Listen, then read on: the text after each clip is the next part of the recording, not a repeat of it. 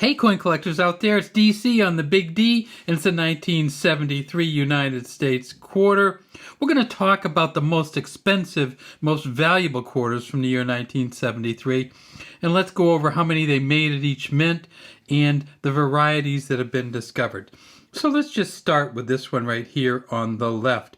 In 1973, all the mint marks are going to be on the front. So you see no mint mark here means it's Philly.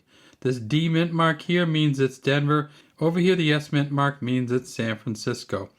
Let's start with the Philadelphia coin, and this is a really nice one. 1973, they made $347 million at Philadelphia. This is a 75% copper, 25% nickel coating over a pure copper center. It's Washington facing to the left, Liberty at the top, and God We Trust here, 1973 at the bottom. For a Mint State 65 version of this, it's worth about $22, and this is pretty close right here.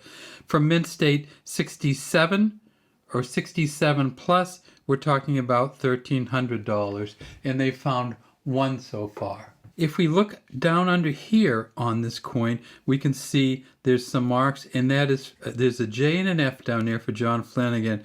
And often, whether you can see the J and an F is an indicator of just how good the quality of the dies were when they stamped these coins, and it's not very good on that one. Tip it up on the side, and we see the copper center with the copper coating on each, with the copper nickel coating on the outside.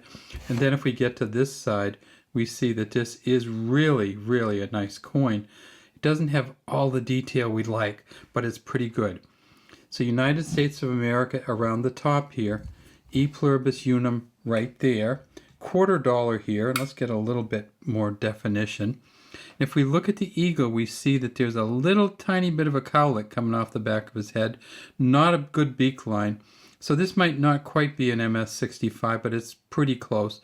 You'd like to see some full feathers across the chest, and then down here we look and we see that the eagle's holding some arrows in its claws, and over here we like to see a line in the center of the arrow. We can see a little tiny bit of a line, and then down here is the olive wreath at the bottom, and it says $quarter. So this one may be worth $15 to $22. It's in pretty good shape for a Philly.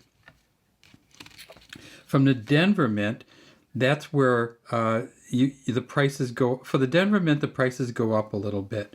And we see the D over here, and we'll max it out, and we'll see it's a pretty good D. There's not filled, there's plenty of space in the middle.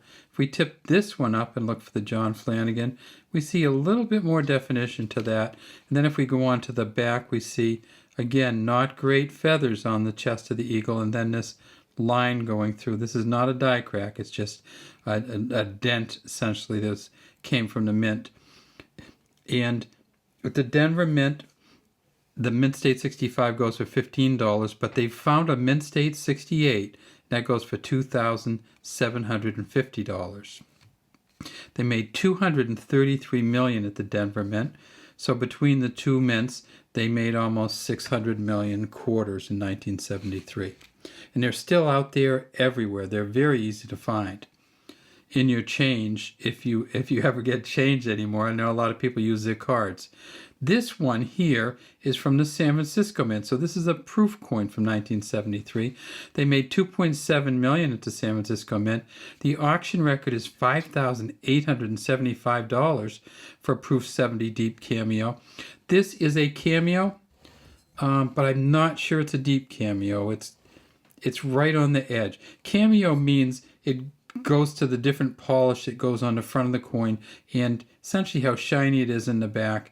And really, on this one, it is somewhere between a deep cameo and a cameo, probably. For a deep cameo, $22 for proof 69, but $4,500 for a proof 70.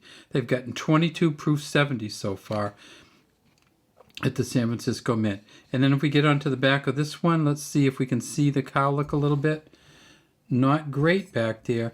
Feathers on the chest. Even the San Francisco Mint didn't use great dies in 1973. And by dies, I mean they have this stamping thing that goes down and stamps the coin image into the metal. And if that gets worn out, you get less, as it gets worn out, you get less and less detail for the coins.